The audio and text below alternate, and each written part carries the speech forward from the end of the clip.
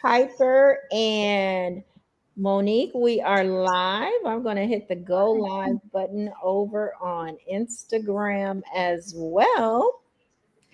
Bingo. We are live on Instagram.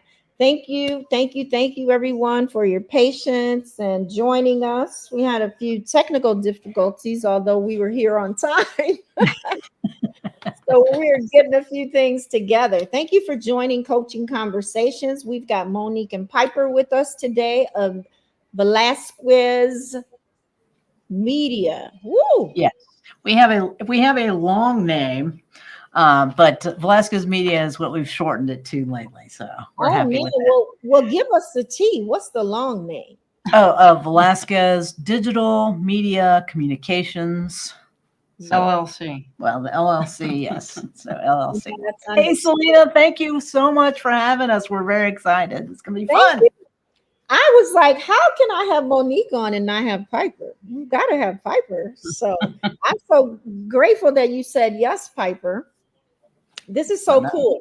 So, coaching conversations is my way of utilizing my strengths and giving back and sharing with other coaches, the conversation, like what it is you do, why did you get into this, and all of those things, so that other people out there that are not used to investing in coaching can understand what services are available, take away a couple of nuggets that might be able to help them. Hopefully that they hear our voices and they know that we are the coach for them and all of that good stuff. um, I'm Selena, as you all know, aka the Disruptor Coach, and I specialize in empowering Christian women that have cut ties after narcissistic relationships and they're struggling with who they are. So I help them know their power and divine identity so that they can have enough energy, strength, and capacity to live a purposeful life on their own terms. That's what I specialize in. I've lived it, I've breathed it. I know what it takes to get you back to your true self, who you were destined to be. And then Piper and Monique, tell us a little bit about digital media and Velasquez Media and how you ladies show up in the world. Well, Velasquez Media is something that I wanted to do when I was younger. I kind of knew I was going to be in business. I had started this first incarnation doing sort of these artistic things, and Piper was a musician around this time, and we would do some fun like music videos and sort of these things that young people do. I love it. um, and then, after working for a little bit, I figured out that, some of my strengths of being able to do this video work and understanding that being a gatekeeper to media means that you get to set the agenda and have the ideas out there, right? So you get to talk Mm, about things. And one of the things that I saw happening was I worked for state government, and the Hispanic population in North Carolina, we're based here in North Carolina, had grown quite a bit, a tremendous amount in the 90s, from 90 to about 2000. It was a 400% increase. And so there was a wow. huge influx of immigrants that Mhm. spoke Spanish. And I saw a lot of decision making about not having resources delivered Mm. in Spanish. And that was hard to be part of a community that was being dismissed and not seeing valuable enough to spend public dollars on. And that was huge for me to decide I needed to go and do this on my own. I was called to, go out there and be the person that does this, because they were saying no, and I just needed to find the people that were saying yes to it and be their conduit, be their media person, putting out videos, putting it on TV, radio at the time, because internet was not a big video place. Yeah. So that's how we were showing up. And Piper and I were together, and she was working for other folks, different corporations. She was at Duke Press. Duke is here in Durham, North Carolina, and Whole Foods. And she has this interesting career path with lots of different skills, but they were all skills that I didn't have. And so when starting this business, I was asking her, well, I do picture really well, you do sound, let's work together and make this happen. And that's how we started working together. Eventually we got enough money coming in that she could leave the corporate world, and both of us are employed by this business, and we are able to, maintain a household and buy up on a house. So, Yes. yeah, so that happened, 20 years now. Yeah. But it's an amazing thing. So, you think you're going to be in a house for like just a couple of years and then turn it up to the next place. But we got so busy that we didn't even do that. So here we are. In a place that's hot, the market's hot, and oh my gosh, this house, I still think of it as like 200,000, but this market is so crazy. Piper was telling me that our house is on Zillow or one of those things. Zillow? Yeah. So It's like double that, almost triple that, which is nuts. That's just crazy. I live in the same place, same neighborhood, but whatever. That sounds like California prices. My son lives out in LA, and I've got a friend that I was living in Las Vegas for about 8 years, and she bought her house for like dirt cheap, and then she sold it for triple the value, was able to pay off all her debt, buy a whole nother house in Las Vegas, all the things. Wow. Nice. That's That's an cool. amazing thing, right? Like when you can bring what you bring to the market and then make money in enough that is abundance for you to do what you need to do. That is an amazing thing. Kudos to them. yeah. Yeah. Yeah. So Piper, how would you say you show up in the world these days? How do I show up in the world these days? How do I show up in the world? I'm still introverted, evidently. Ah, Way introverted. really? So, yeah. So mostly I listen, which I have the excuse of listening on set because I'm running sound. But you do learn a lot about people, and they disclose a lot. And She's really good at reading the nonverbals and the Oh, vocal yeah. cues. that's true. Because we'll be in a meeting or something, and I'll be like, wow, they were really upset. And Monique's like, they were?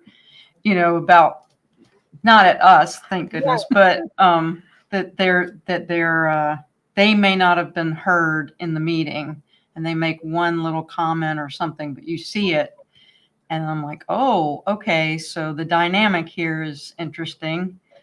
And so I miss a lot of those cues. I tend to be, I guess, tuned into other things, but she is Yeah. amazing as far as that intuition and listening to I love those. that.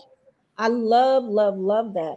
That is a technique that we use in coaching, right? Those nonverbal cues and all of that. This tells me you all are probably a very good, even team in that your strengths and your weaknesses accommodate for one another.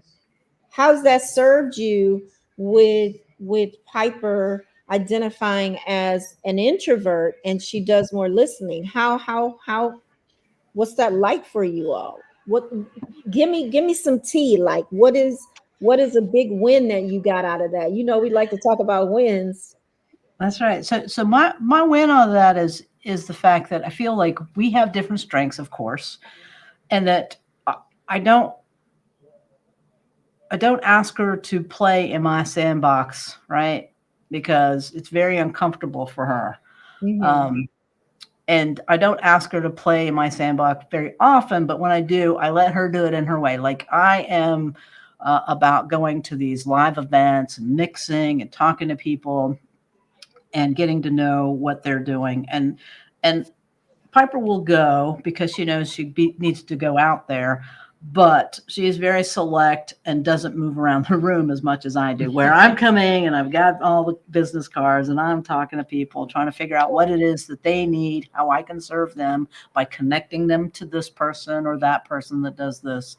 Yeah. And and what's amazing too is even though I'm like sort of in the front line right there, a lot of times later, like we just had somebody call and say, "Hey, do you know anybody who does this?" And I was like, I think maybe I do, but I need to think on it. And Piper had an answer like that.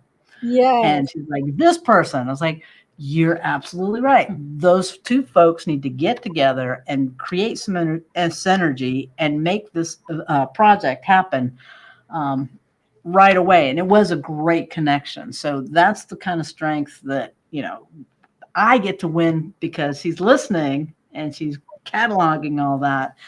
And, we both share in our capacity to make those connections for people. If it's not us serving them, we can definitely find people out there that will serve in the right way. And you're good at asking questions of people of things that I would never think to ask. I mean, not like inappropriate or anything like that, just things I would never think to ask. And they'll get to the root of things pretty quick. I guess is you're quick for that. And I'm always kind of surprised. Well, when we're learning about coaching, we learn about these Right. things that people are thinking about, and they might not be able to articulate it in a way. And it's like we have this generic things that happen in our business. We have some self-doubt. We have some, let's do it ourselves grit.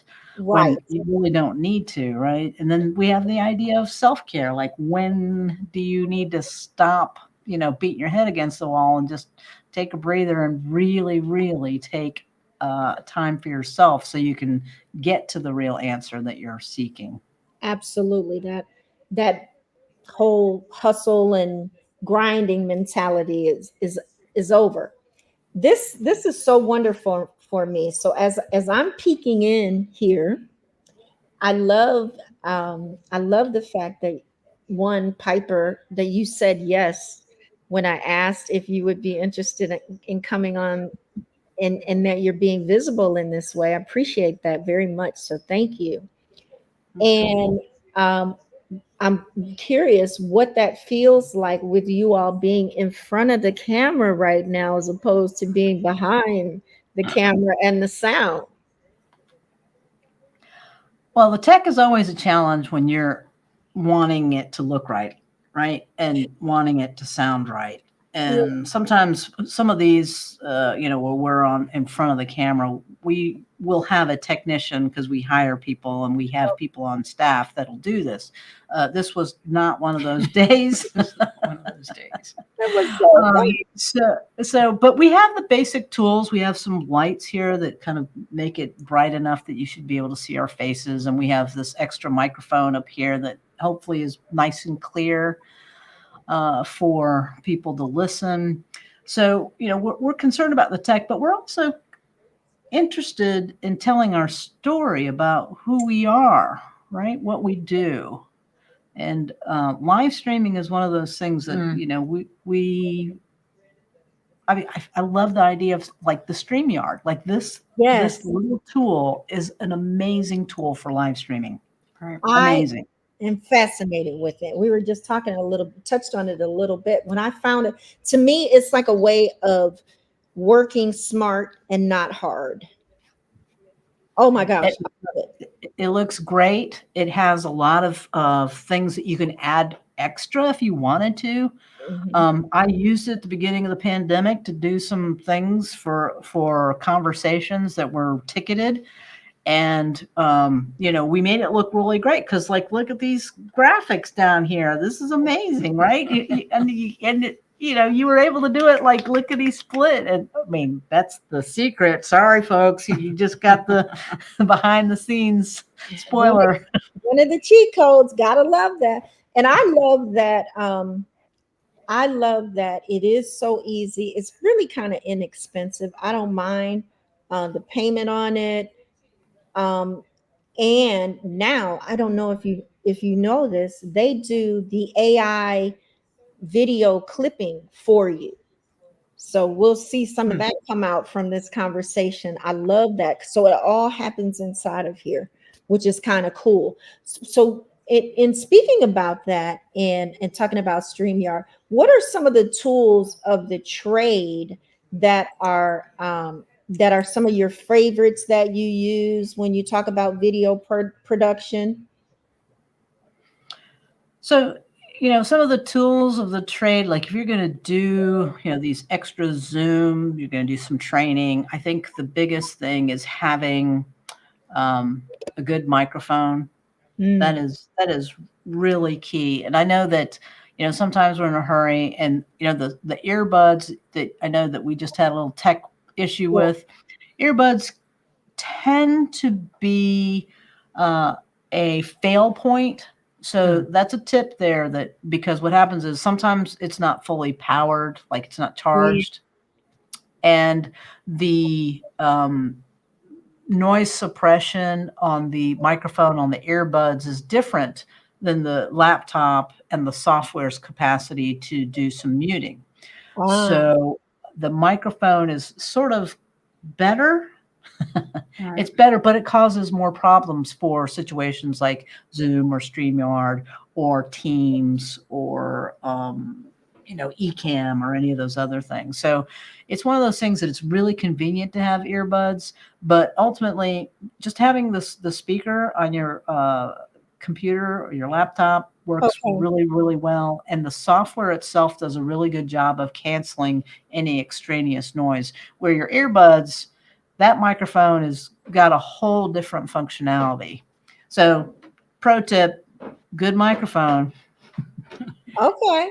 All right. So for the small business owner, what constitutes a good microphone?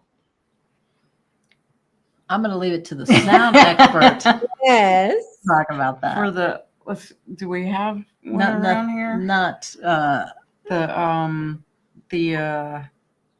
Okay, so what constitutes a good, so I know there are microphones currently, if you're going to be using Zoom and all, that are nice and work rather seamlessly.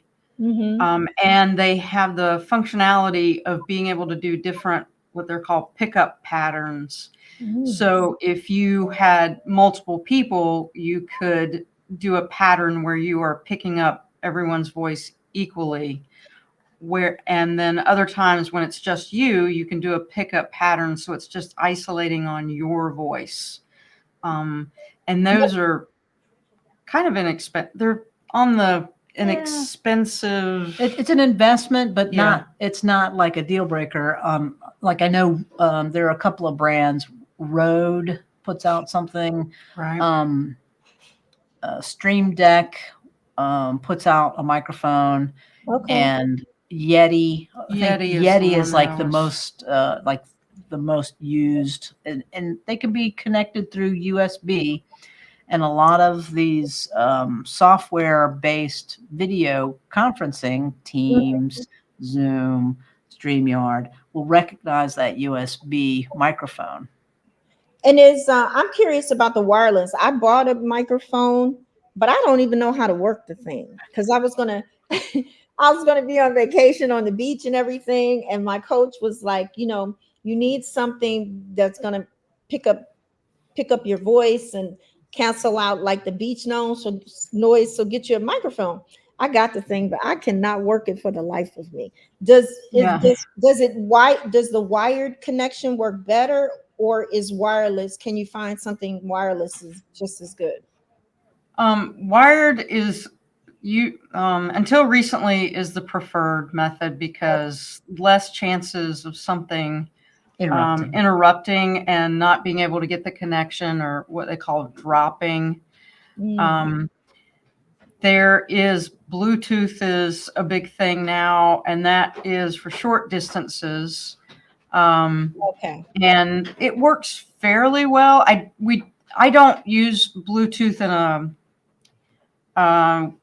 for the talent when I'm recording. I might use it as for an extraneous, you would call confidence feed, just for listening on my side, but It's not a very complicated idea. Yeah, it's a complicated idea, but So Bluetooth works pretty well, and they're getting better. Yeah, the wireless microphone that are consumer accessible Uh-huh. are pretty good.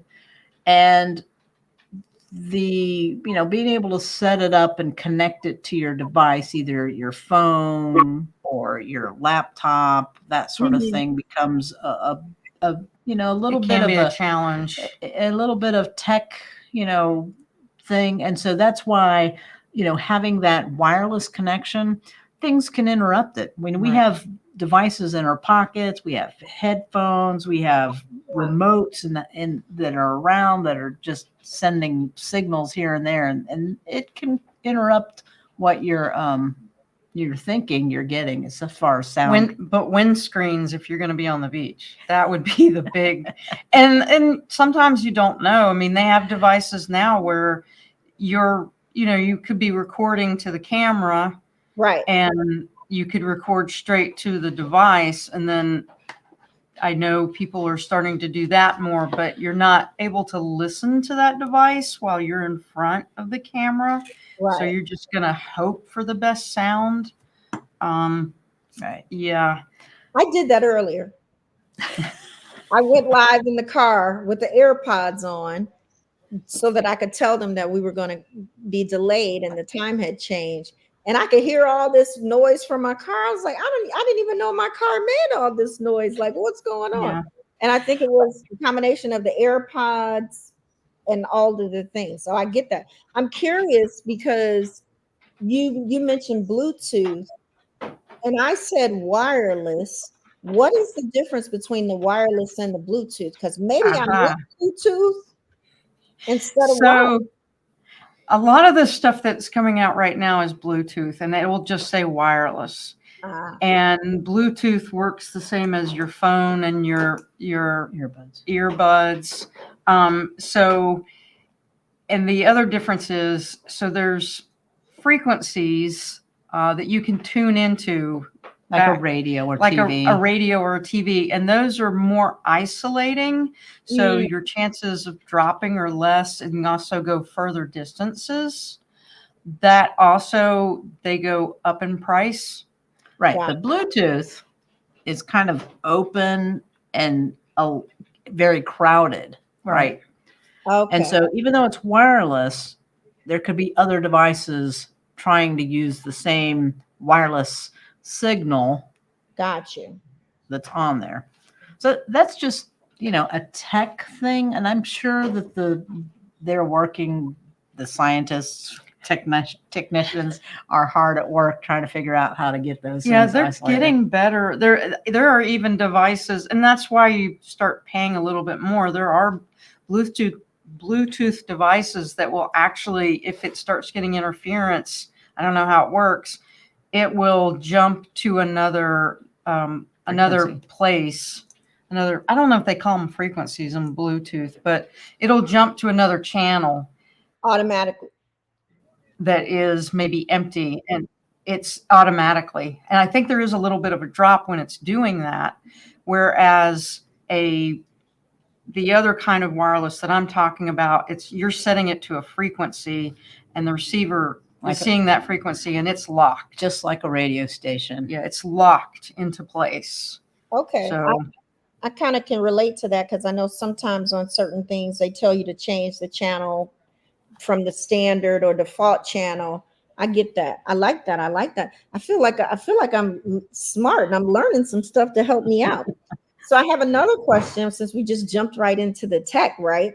So I used a virtual background and I can kind of see like my brother's wall. He's got a very eclectic, colorful house. And so the walls are this pretty blue. And I can see it coming through on that. I don't have one of those green screens. What are some tips for the small business owner, that wants to be going live and doing the thing, and they're, what is the equipment do they need? Should they invest in like a green screen, or what does that look like? What are your thoughts? So visually speaking, I personally do not like the virtual backgrounds. I have deployed them occasionally. But the technology is pretty good, right? And I think they're kind of made that if you stay on the same plane, Yeah. it does a pretty good job. But if, as you rock back and forth, you start Okay. sort of Yeah, 'cause I piercing don't know the how to sit still. right, the illusion, which is fine. The other thing is, we always opt for like a real background, if you can make it look okay. This is And so what I got going on. that looks really good. See, I would have opted for that because that looks amazing, right? It looks bright, it's sunny, it looks cheerful. As long as nobody's walking down the stairs, you're good to go. Right. So we'll see what happens. And so, like, if you're really looking for something that's going to have that illusion of something different, and you wanted, first thing you want to do is invest in a small light. Like I have a very small light that sometimes I will put on my desk and just cut that on. And so something like this would be great for you and using for your green screen or your virtual background, just having like that isolated light, because what is happening is the technology is trying to separate like where the background is and where you are. Where and so girl, I got so many questions. I'm sorry. So lights are good, are great for that sort of thing. So even if you just wanted to like I know that right now you're in a nice bright place, it has some regular sunlight coming in, and so if you were in a different room that didn't, like I'm in my basement office, and so there's not a whole lot of light. I have lights kind of coming in here, and I've actually got a light back here, so to give me just a little boost. So and we do have a big light above us, but really lights, if you can just light, especially with people with darker complexions, just having that extra light, not shiny, but just lit, right? Just extra light on the eyes so that you can see what's happening in the eyes. I think that would be enough to help your virtual backgrounds. You giving me so many nuggets here. With the light, somebody told me with the melanated skin, so brown like me, use the orange light or whatever that color is when it comes with it. So I think there's a white, then there's like a shade. Right. And so there are some of the newer lights, of course, have what they call different color temperatures, right? Let me see what I've got the temperatures. Okay. Total color temperature.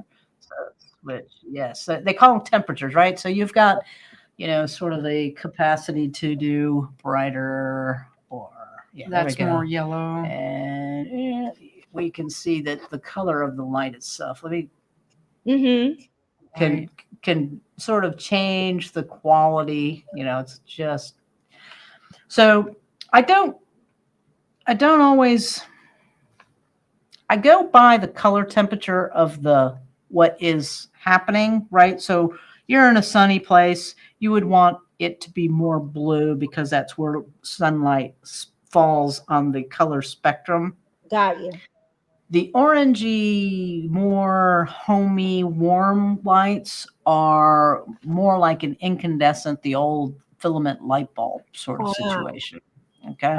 And so that the idea, you probably, that person who gave you that suggestion was thinking, well, you already have this darker complexion, and this is going to make it just warmer in general, which is they're not wrong, but it might not be the right mix to have daylight and then have this warm light. Okay. So white light is where I tend to try to be. I know there's like this, where's white?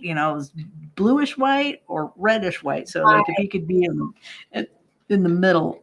The other thing is now, there's this thing that happens a lot because of the darker complexions. There's just the light just gets soaked up. It doesn't reflect back, right? You can see with Piper. She's probably, a little more hot over here than, I am. But with the darker complexions, there's this thing about wanting it to be brighter, which you don't want it to be brighter. You just want it to look natural. Natural. Yeah. Agreed. And so as long as there's enough light that you can see detail, but not hot spots, that's what you're really after. What's a hot spot? So, right. What's a hot spot? So, let's see. I'm trying to, like, on your cheek, you've got the sun on the one side. So that's what I call a hot spot. Yep. And so you have the darker side, looks fabulous.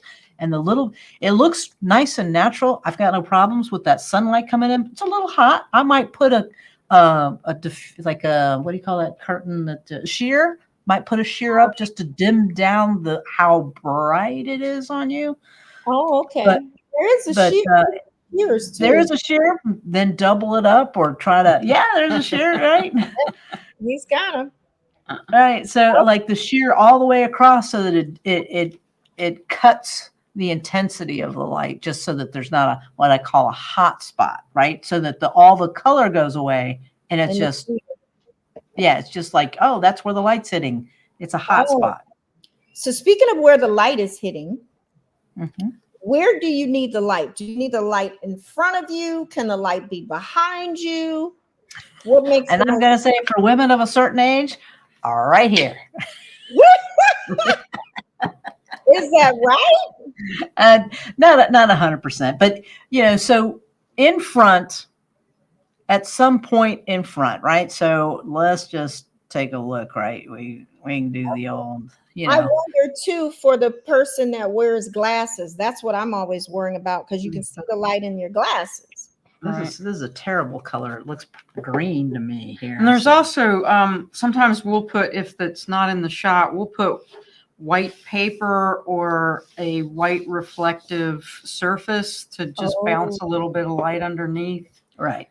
And, it is one of those things where, like, for me, I've got a light up here. And what usually happens is you start introducing it, the more in front the reflection happens. So, we have light speculating, hitting, right, and it starts obscuring your eye. So where do you want to place it? Well, if you're on your computer, either, sort of above the camera, just a bit, really what you want to do is just focus some light on your face and your eyes, because people generally want to look into your eyes and feel like they can trust you. They might, get some clues by looking at your lips and trying to read along or, anticipate, but really it's about them eyes. When they look you in the eye, even when you have glasses on, right? It's about seeing your eyes and making that connection that way, that human connection. And so lights, they're a great idea. And I often have this light at like 4%. Okay.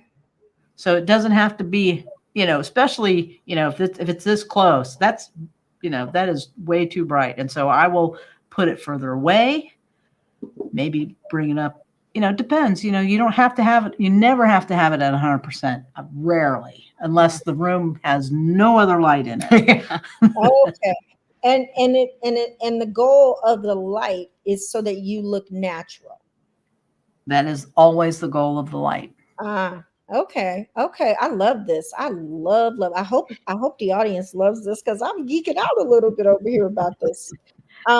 And now what about the eyes, right? Because sometimes you can see the camera in your eyes or your glasses. What do you do for that? Right. So it's like playing billiards, pool, whatever. So what happens is light bounces just like into the lens. So what you're seeing is a bounce of light going straight back at the lens. So if you can move it so the bounce hits away from the lens, then you get rid of that. That is a weird thing to say, but you kind of have to experiment with how off axis you need to move the light. I see. See, so it is like playing pool, because if you hit the cue ball too far to one side, it bounces that way. If you hit it in the center, it goes straight, right? And if you hit it to the other side, it goes in completely different directions. And light is really no different. It hits a surface and bounces at an angle. If you just change the angle slightly so it doesn't hit the lens, that's how you get rid of the reflection of the light. I love So that. And it's, is that how the white paper helps too? If you're doing that? the white paper is just really just a matter of like getting bounce. Yes, exactly. The light hits that and then bounces up underneath or up in the face. This is so cool. Thank you all for sharing. Wow. So I had a lot of techie questions. Let's get into some other things going on. So wow. So what I'm wondering, let me go with that. All right. I'm going to switch gears just a tad. So I'm known as the disruptor coach, and I'm curious, what have you all had to disrupt in your own lives? Lives or at work? Both. We want all the tea. It's a conversation. At work, I think it happens a lot at work. I don't want to. Sometimes I'm in a situation where there is no person of color on set except for the person in front of the camera. And a light just went out. And and the lighting may not. I will go to the director or the producer and I'll be like, this is not very complimentary to this person. Because they will light in such a way for what they're a lighter complexion, and it bothers me. And I don't usually, I'm there for sound usually. Right. So for me to go to somebody, it's like I have to, I'm trying not to make it, I don't want to, weird. I don't want to disrupt the whole set, but I do want to disrupt their thinking of, hey, I'm noticing this and it's really not cool. Yeah. So there's that. There's also usually we're on set with mostly males. And I'm amazed at how many times I'll get asked on set, they're making a joke and they're like, hey, do you think this is inappropriate? And Monique's thing usually is, if you're asking me the question before you say it, it probably is. So I know there's so many things. Oh, there are so many things. Like, that is one of the things. And I hear this and I'm always amazed because I get to control who I work with, how I work, who I bring on to work, who I give opportunities to advance their careers. And I hear people say, oh my gosh, it's an all-female crew. Yeah. Ooh. And I'm like, oh yeah, that's unusual, but not for us. Right. Yeah. That is not for us. Or, I mean, that's the big one, right? So, one of the things too that we do disrupt is there's a lot of, folks come to me, clients come to me, or colleagues come to me and say, hey, we're going to do this version in Spanish. And I ask immediately if there's a call to action, like go to this website, call this phone number. I said, when you call the phone number, is somebody going to answer or speak or be able to communicate in Spanish? If they say no, I tell them it's a bad idea. Don't do it. I talk them out of work. Right. Yeah. But ultimately what happens is it becomes an afterthought. And when you call the number and you're hoping to get information and it's just not there, what have you really done other than spend money? So we do a bit of that. We really have to counsel folks that when they're doing these extra projects. Like, oh, we have a little bit of money. We could do it in Spanish. It's like, sometimes it's not just putting, text on screen in Spanish or a voiceover. Yeah. So You we need have to a lot work. of education that we do about that. I love that. I love that you're changing the space. And what have you seen? So what have you seen in your 20 years now, which is amazing in Thank you. being in business for 20 years. Congratulations again on that. Thank you. What have you seen that has changed the most, that kind of warms your heart, maybe? Or how much more work is there to do? Well, the biggest thing is the internet really equalized how people get to be putting their own message out, right? It used to be just radio and TV, very expensive. Films, right? That used to be then, the internet comes around, and then people get their own channels, get their own podcasts, their own talk show, their own, films, their own skits, their own, narratives. And that has just been so amazing. In our journey, in our evolution, we started, with tape, CDs, and I had to talk a lot of my clients eventually out of the DVDs to just be online, right? So we've seen quite an evolution in what people can do, and it has just been amazing, especially for coaches, right? We have the capacity to go out and make these videos and advertise what we're doing, and that are voices out there, that we are different. We are LGBTQ company. We're women-owned company, a minority-owned company. And so it was radical when we were out there as a company to women, when Latino and lesbian, we were radical out there. But now it's like, okay, everybody has like their little niche, their little channel, and that's possible out there. And, for us, we really want to help those voices that are timid or shy, or feel like that they didn't have a space, or technically can't get it all together. Yeah. And just have a passion about that message, that we help them. This is what we do.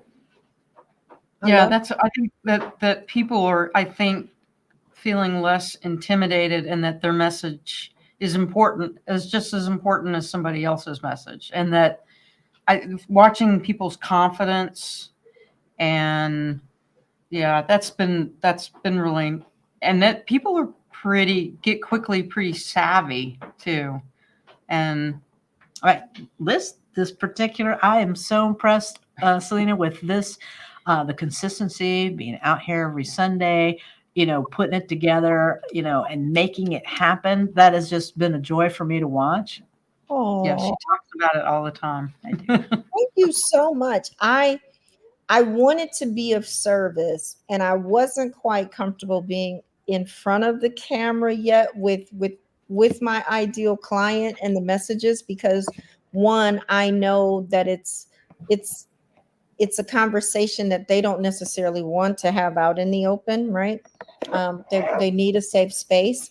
So this was a way for me to utilize my strengths and still be of service, to serve others, to help serve my coaching friends, right? For us to get our messaging out. And so it was kind of twofold. And I'm just appreciative to find StreamYard, because I actually had a podcast for, I think, almost 2 years, where I was just going live on Facebook and Instagram.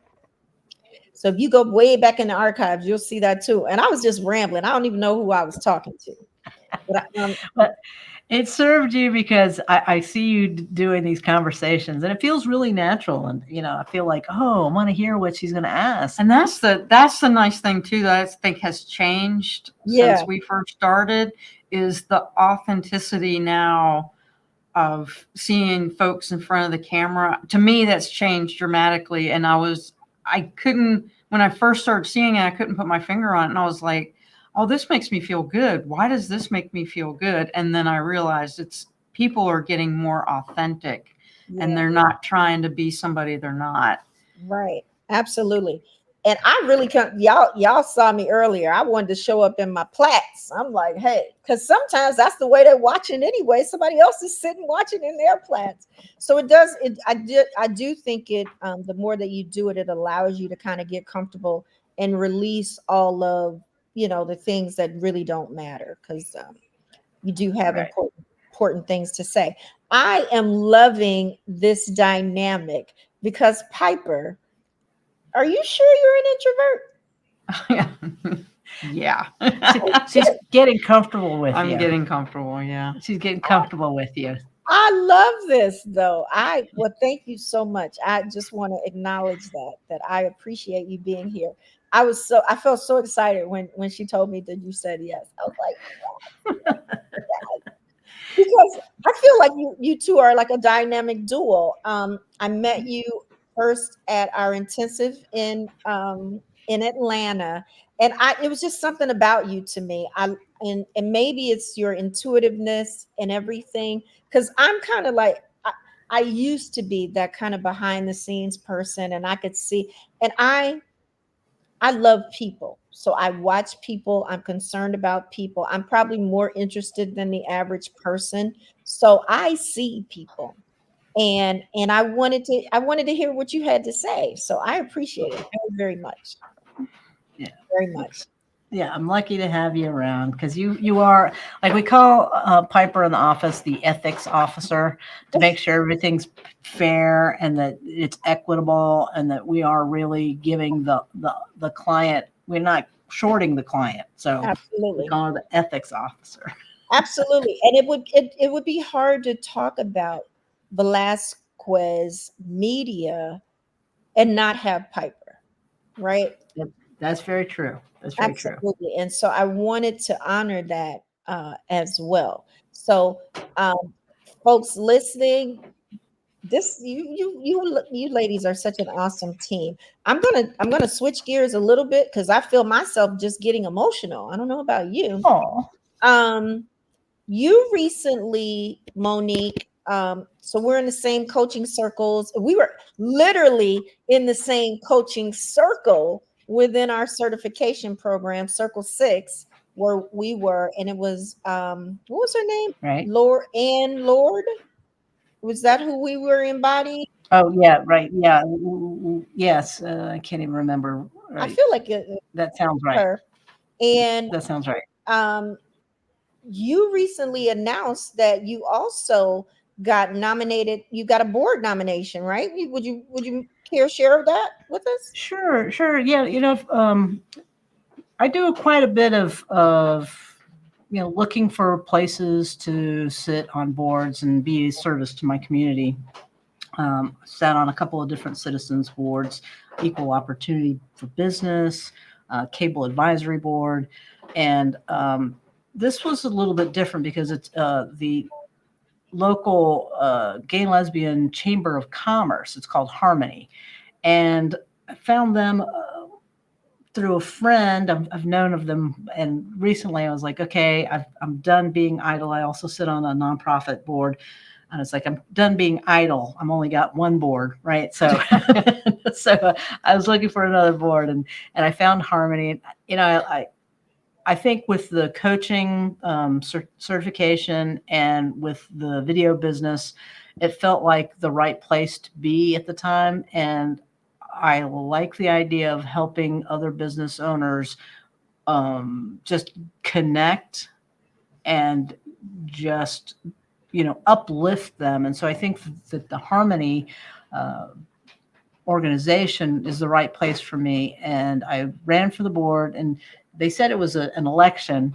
It was, everybody got to vote somehow. I feel like, we didn't go someplace and vote, but they asked people to send in their votes, and they let us know last week that I was voted on the board as a board member. I thought about running for holding office, but I thought I'd see how the organization ran before I really stepped up into something different. So Congratulations. Congratulations. thank you. Thank you. I love You know, I'm so excited about being able to, again, connect with this community over business and really sort of help them grow and become more visible. Yeah, absolute visibility. Woo! You got to do that in the business, right? That's right. That's That's exactly what right. I, Yeah. that's part of my framework in helping my business clients also. I'm in the growth scale 1 to 3 range, right? Mhm. I want to really help them build that solid foundation, build their confidence, get visible, understand their mission and their vision, and then launch their offer, create their offer, and that sort of thing. And that's where the visibility tier is for me, right? Right. Right. I mean, that's all about, really getting out there and really putting yourself out there and having that courage to be seen in a new way. And so for us, we are really looking at like the 3, 4, 5 folks that are like past their idea of I am visible, I am growing my audience, I am ready for monetizing either like a book or a challenge Hmm. or a course. And so this is where we excel by being able to live stream sort of a better version than just a desktop Zoom Right. situation. We've we help folks get through the tech um, and not worry about whether the tech is right, Love that. I and love get to the part where they're serving a bigger audience or an audience that is no longer local, that they have exceeded their city, that they are down the road, they're down to the next county, the next city, the next state, the next country, right? So do you go on the road then? Like if that is happening, or are they? What does that look like in practicality? If so, you know what comes to my mind? I'm thinking about Rachel. She's doing these book tours and things like that. How would that equate to how you might help the small business owner? Or is that a fair question to ask? No, it's total fair question to ask. And so one of the things that I may have mentioned along the way is that the way we came to Rachel and Hello Seven was we were hired by another company to go to the next town over and do a live stream. And when we got there, we found out it was for a book launch, and that book was We Should All Be Millionaires. Oh wow. Wow. And so, I had been investing in like, self-improvement and business, capacity. And it was, a bunch of white guys. And so, it wasn't really speaking to me. It was still helping the business, but it wasn't like, making me want to like be all in. Right. And having sat through that and Piper was there, and she helped, sort of do the sleuthing. Where are we going? Who are we talking to? It's like, what? Look at this. She's got a membership. And it's like, oh, okay, interesting. And then she was talking about her book, and we bought the book, and I made her read it. And then, we come circle around and got out of the club. So the thing that we can help with is we did that book launch for the membership. And so that wasn't out to the world. It was actually just to the folks that Oh, were in the already there in the oh club. wow. So, I mean, we went to the next town over. Now, ideally, you may have seen the trade and travel challenge that Terry Iajima, Rachel, it was like in April, had mentioned, oh, this is a challenge. You really should be, learning how to trade, do Yeah, trades for I fun. did watch a snippet of that, but I couldn't add one more thing to my to-do list. Right. And I get that. And so like that model is really what we're looking at. So Terry had the trade and travel challenge. It was 3 days. And she went to a studio and she brought in her guests in front of the camera in a studio Right. and talked to, it was thousands Yeah. thousands of people that were part of this challenge in different places, different countries, different states, Yeah. and so that's the model that we are looking at being able to help folks with, so that if you have this challenge and you have the capacity to fill 1,000 or better, absolutely, you're not looking at necessarily just doing it on Zoom. You're looking at bringing in other speakers and maybe even being in the same space together, giving that energy to the camera. I love that. A hybrid. One of my So it's considered hybrid. And one of the things that, Ariel, we brought Ariel Morton in, who is our coach, our coach, right, to Durham, and we converted her to a Durham fan. Durham, North Carolina is like this interesting jewel of a place, right? We are up and coming on lots of like best of lists. We Yeah. have the mountains not too far away, and the beach not too far away, and we have a pretty rich, minority culture here. We have African American majority in this town, I believe, and the Hispanic community is just growing and growing in North Carolina, which is weird, but And we're true. a little proud of Durham. And we like living here. It's a very interesting, very liberal city. Okay. I wouldn't have thought that. I know, right? North Carolina is what they consider a purple state. The county is really conservative, county areas, the rural portions, but the university centers, which are the big major metropolises, are pretty liberal. I love that. I love that.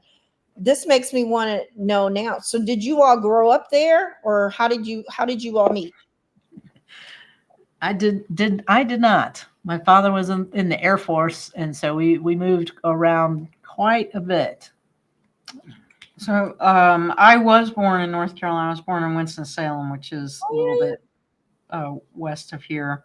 But I grew up a lot in North Carolina in different towns, but then we moved to the Washington, D.C. area, and I stayed there for a while for the beginning of college because I'd been there in high school, and then moved back. And then let's see. We met when we lived in Raleigh. Yeah, I went to NC State for college. And I went to NC State, and but we didn't meet there. We stuck around Raleigh, and then we met through a mutual friend. Yeah. Yeah. Oh, okay. Love it. And it sounds like the rest is history.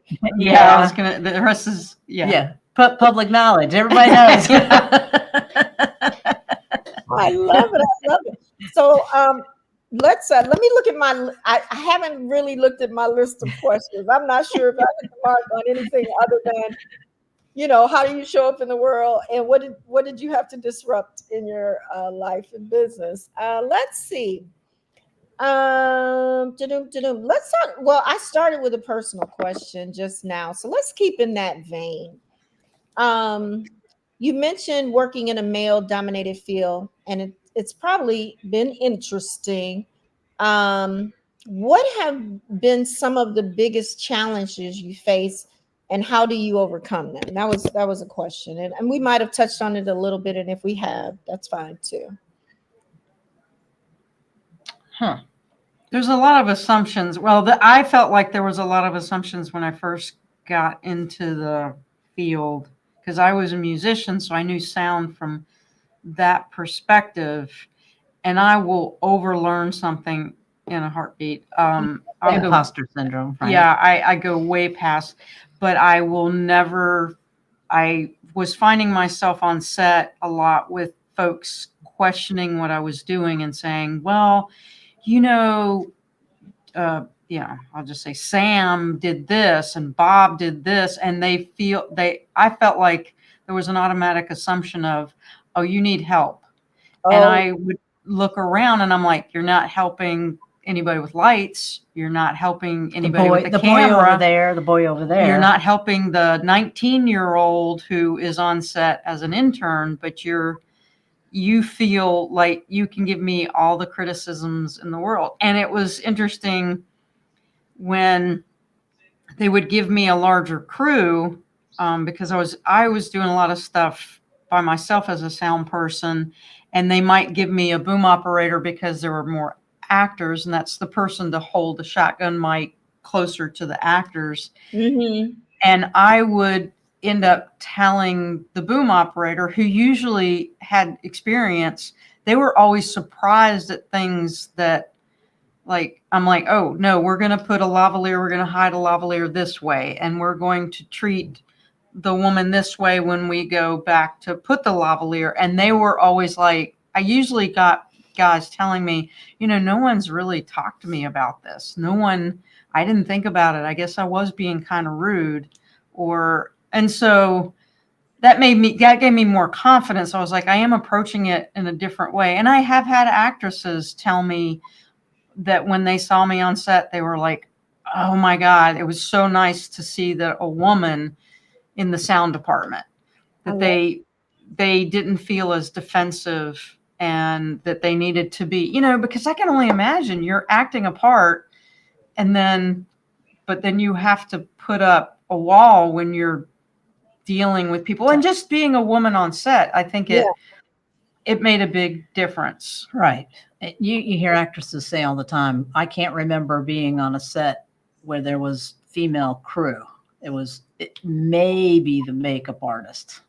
Right. Yeah, the makeup artist. Yeah, that's usually, hair and makeup. I love this, Piper. You are like you're a rebel and like a trailblazer here. Yeah, it was kind of fun. I mean, when we started out, I was like, and it also helps, I think, coming from a music background, I did approach sound a little bit differently, and people were saying that what they needed, and I was like, well, I think it gave me the ability to not necessarily think the same way that other people were, and I with Monique's help, I was able to come up with some different ideas for approaching some, what do you call it, problem solving. Mm-hmm. And Monique, well, I'll let you talk about. Tell me, what are you going to say? Well, I think Monique just shows up, and it's like, deal with it. Deal with it. Deal with it. There are some guys that really do not like to see me on set. I don't think one person that I think feels that way actually pulled me aside at the party and said, it was always nice when you would show up on set, and then Monique, because sometimes we would show up as a package. It's like, right. You get 2 for 1. You get, even though you're just paying for me, it's like I would ask for help from Monique and vice versa. And he was like, I may not have agreed with it at the time, and I may have been defensive, but I was always really glad to get Monique's take on things on set. All right. He pulled me aside to tell me that. Well, yeah, I have confidence in what I know. Right.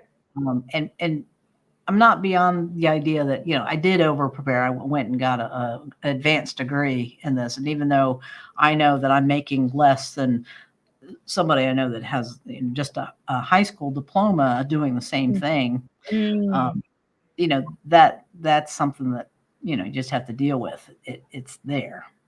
One of the things that I had to deal with early on was this idea of being the token, right? Yes. So as this happens to both of us, we get invited to sets to be part of crew because I'm brown and we're women. Now it's become a thing. I know that I was getting invited on set because I was a woman. And that's great that, that at least they're points. thinking about that. They're getting points with their clients, and they're thinking of us, and we're grateful for the work, and we know that that's making a difference. Right. And now it's just recent that I think I get pulled on set also to be from the LGBTQ community, which that's fairly recent. Right. So, yeah. And so, it's been really nice to be able to pick who we work with and why we work with them. So that's been the nice thing.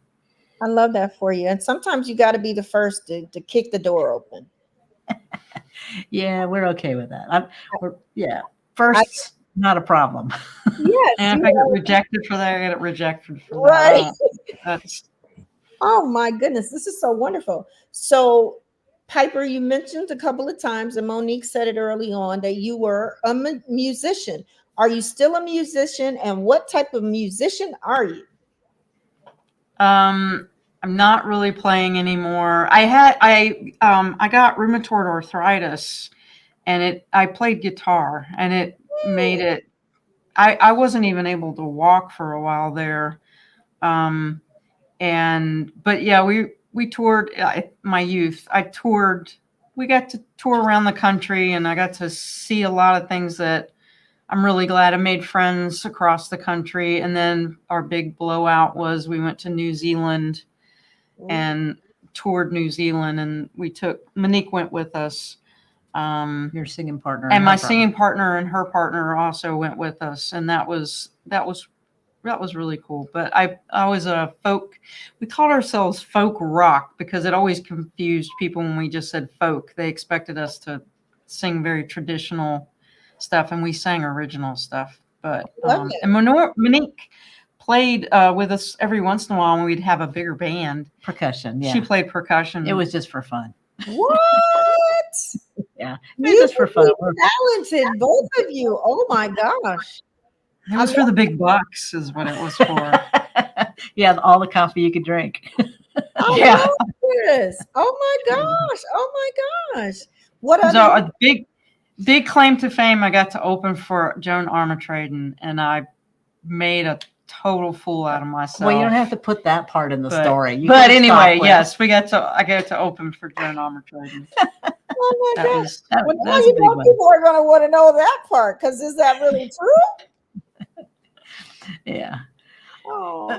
Yeah. So, there's lots of things. You know, we've had a couple of careers. It feels like, yeah. And this one, being in business for 20 years, is kind of hard to believe that we've been at it that long, and that we also had these other things that we did. Yeah, we forget all the time. Oh yeah, I did do that. Oh my gosh, that's so cool. Watching you both speak in unison. All right, so let's keep. So since you said that, yeah, we did that. My next question is, what is something that people would be surprised to know about you? Oh, yeah. I mean, there's a couple of things. Like I know I played collegiate soccer, Division I, and top 5 in the nation on a team of top 5 in the nation. So that is not something people look at me and think, right? And I was a walk-on. I did not get recruited like a lot of my teammates, and so I had the courage to do it. And before I got on that particular squad, I tell the story that I played on a high school soccer team that regularly got thumped. 10 to nothing, 10 to 1 maybe. Yeah, we got thumped all the time, and we were the laughing stock, and it was just, it was a character building thing. And then, before that, and then afterward, I'd gone into the service, into a military prep school, go to the Coast Guard Academy, and while I was there, I got a notion to try out for the team, and it was a men's team. I don't know what I was thinking, but I tried out, and they actually kept me on the squad. So I was on the men's squad at the prep school for a year before I was a walk-on over at NC State. Oh, wow.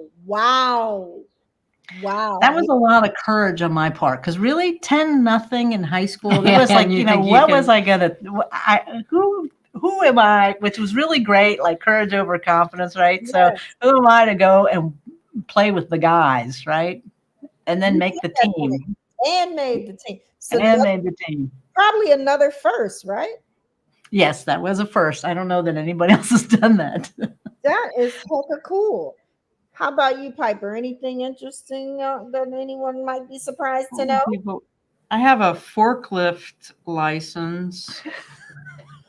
Making her. Is that part of the folk rock? Because you have no, that was not. I worked in a couple of different warehouses, but I don't know what people would be. I mean, people are usually surprised to find out I was a musician Yeah. and that I toured. That's pretty cool. That's I'm definitely probably. gonna go look you up. You know that. So what happened was, uh, my friend Ruth and I, we just started getting together because we both played guitar. Yeah. And then it was a fluke. The person across the street worked at a music store, and she knew a guy in a band, and they needed a band to open for them. And she was like, okay, so now you need to play in public and you need to come up with a name of a band. And we were like, what? And so we came up really quick with the name Kid Sister because we both had been called Kid Sister because we were the babies in our family. But we did that, and that guy ended up becoming he was in a rock band, and he is now a folk singer, him and his wife, and they're pretty big. He married she's Guthrie, she's Arlo Guthrie's daughter. Wow. And so I guess that's a claim to fame, maybe. But and he was all like, "Yeah, you're opening for us," and we're like, "Okay." Okay. I love this. Oh my gosh. This is such an interesting conversation. Oh my gosh. So, So Selena, what do people, are they surprised to find out about you? what are they surprised to find out about me? That's a good one. Surprised to find out about me. I was married at 16, my first marriage. Wow, that is young. Yeah, a lot of people's like, what? You were what? Yeah, you had ideas. Hey girl, I was trying to get out of my grandparents' house. My grandmother was really strict. My mother had sent me to live with my grandparents to kind of keep an eye on me. Right. Um, yeah, and so the boy asked, and I was like, yeah. The incredible thing is that my mother allowed me to do it because she had to sign for me to get married. She gave me two ultimatums. You can't get pregnant and you got to finish school. I was a straight A student, so it wasn't like I wasn't going to finish, but I Right. did I didn't get pregnant.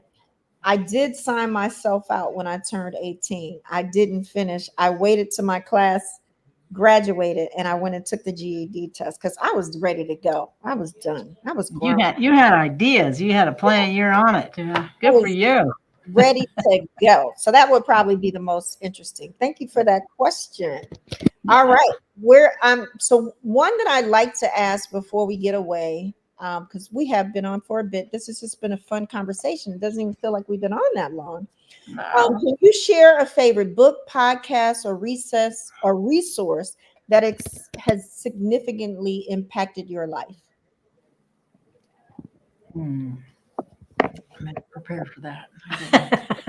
So, you know, I love the idea that, the Radical Candor book, it took me a long time to get through it, but there were so many things in there about creating culture and how to talk to, folks that are, that report to you.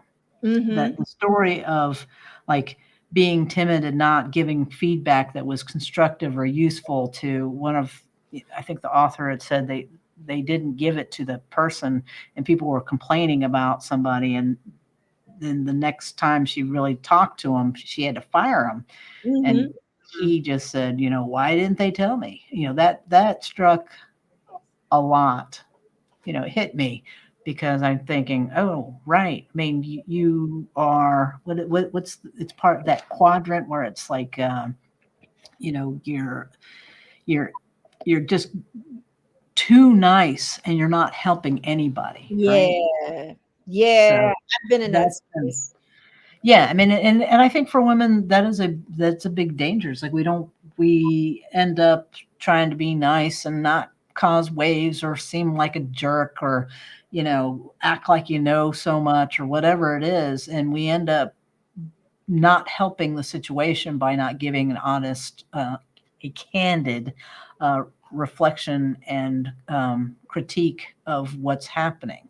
Absolutely. And we accept subpar or less than work from our subordinates or from our ourselves sometimes, or somebody who's giving work for us, a vendor, right? Yeah. Yeah, that's a muscle definitely that has to be practiced Mm-hmm. to get to walk that dynamic of it, right? Because Right. it's, candor can sometimes feel like being unkind. And I think as women, we want to be seen, in a good, the good girl kind of Yeah. Yeah. syndrome. I've seen that. Yeah. Yeah. And I have been enjoying lately the $1 Billion Creator podcast with Nathan Barry, and that's been an interesting one. The ones about flywheels, and then just listening to a lot of different entrepreneurs talk about how attention and what they have as a plan to get not just to $1 million, but to $1 billion, which has been interesting. This last one made me think a little harder about how I'm showing up inconsistently. So that's been helpful to me. Yeah. I love that. How about you, Piper? So I haven't finished it, but I bought the book, The Creative Act, A Way of Being by Rick Rubin. And I find myself reading. I mean, it's written in such a way that you don't have to consume a whole lot, but it's so thick in thought in that I'll read a section and then I'm like, okay, I got to read that again. It's very the creative mind and all of that aspects in a different way. It's everybody's going to get something different out of it. I haven't gotten very far in it because I keep going back and rereading stuff. I'm like, wait a minute. There's a lot there. I love it. But, and then it's always like a documentary that we've just watched that I can't get out of my head. There's always the latest documentary I just watched. I know the Pauli Murray documentary stayed with me for a long time, and that's somebody who was here in Durham. This area in Durham, and I always knew a lot about Pauli Murray, but to see the documentary about what she did, and also taking into the aspect that was the 1930s and the 40s and the 50s and the 60s and the 70s. But one we watched just recently has that one's going over and over, and is it the Queer Comics or something like that? And it was really interesting. Something like that. It's on Netflix and it just came out, but it's just the history and what people went through, and that you can judge them from where you stand now, but at the time, it was at the time, and having gone through that time and going, wow, they were really very brave. And they did put a path for people that, and they didn't get to realize themselves, but right. There are comics today that are really reaping the benefit for having them gone through the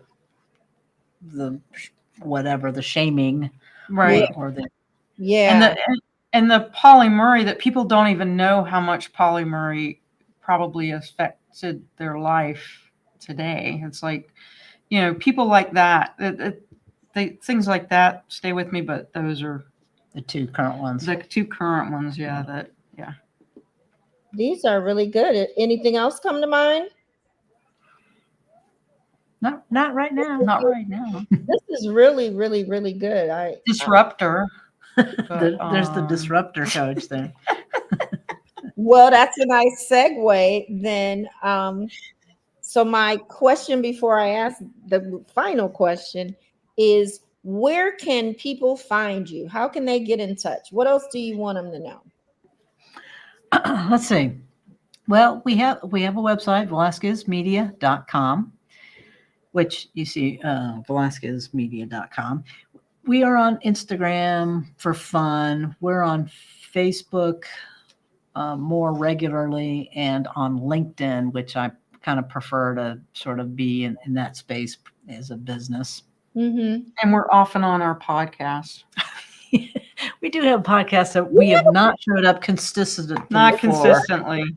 Because we were like, what's the thing that's a little bit different about us? And that's being a couple in business together. And so we found a few folks, and we did married entrepreneurs, LGBTQ. I love that. Yeah, we had a couple of great conversations. We met some really great, fantastic people in our area that I love them all. I know. Yeah. I love this. And I just cold called them and said, hey, you want to do this? And I met some amazing entrepreneurs around here. And I need to get back on that. And they came to my 20th, they came to our party. And that was like such a joy to see them. And they're fun people and I love them, indulge catering and beer too. What are we doing with the podcast? Like, is it coming back?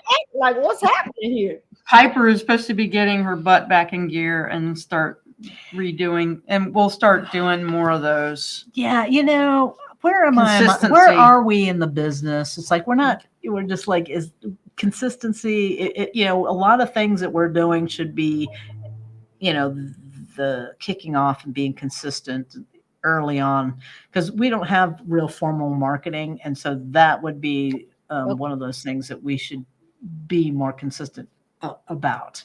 Well, I did hear you say you hired a marketing coach, so you're going to get there. That's right, Ariel Morton. I am Ariel. I love that. I love that. I love that. I love that. Well, so we will put all of the links in the caption on this live for everyone that they talked about, the various books. This is so doggone good. I got like 2 pages of notes here. I always go away with wonderful nuggets. So before we get out of here, I do like to ask, and you did ask me a question, but do you have any other questions for me? Yeah, I mean, I see this amazing podcast, and that's where I was. Yeah, I would love to see, this continue. How do you see this going forward? How continuing on? I hadn't gotten that far. I've got a lot of coaching buddies, so I feel like it could go on for a long time. I have really been considering, like I said, I did a podcast a couple of years ago for about 2 years. I wanted to, because I've only done it like on social media. So I do want to get it out on the broader platforms. So Spotify, Apple, and all of that. So I at least would like to take what I already have and get it out there. That part I know. But beyond that, I haven't considered it. I'm starting to work on my business plan for disruptor coaching. And so I'm sure it will shape out. And if you have any suggestions for me, I'm open to that. I just say that I love seeing this out there. And I think that your consistency, I mean, it's going to shape what, how you are feeling when you're not there, right? Because it's out there without you, which is the best part of media, right? It lives 24/7 when you're sleeping and you're helping people. So that is just an amazing thing. So hopefully this is going to be part of your flywheel to get you going and seeing that coaching going on. Thank you. Yeah, it's impressive that you're so consistent and yeah. This is the one thing that I knew I could do to show up. My commitment once a week on Sundays is being here. And like I said, I love people. I'm interested in people. So to get to be able to do that and serve in this way. This is when we first got started after the certification. It's like, so how can I show up? This speaks to my strengths and what I love doing, having conversations and connecting with just people in their most authentic selves. So I appreciate it. I appreciate you coming to the conversation and accepting the invite. And hopefully we can do this again real soon. And I know we were double because there's 2 of us chatting. So we really appreciate the time to come in here and talk to you and be part of, your community. And now we're going to have more community seeing you on our side. So I'm really happy about that too. So thank you.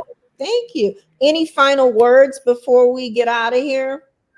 Yeah. Be yourself, right? Go. Be yourself. I love that. I love that. And mine it's taken shape is be good to yourself. Nice. Be good to yourself. Well, that's our time. We thank you so much. Until next time, I've got another guest already lined up next week, so you'll see that. Look for that information to come out. I think it comes out on Tuesday. So thank you, Cool. ladies, for being here. That's our time, y'all. Until next time, All we right. are signing off. Yeah. Bye-bye. Bye.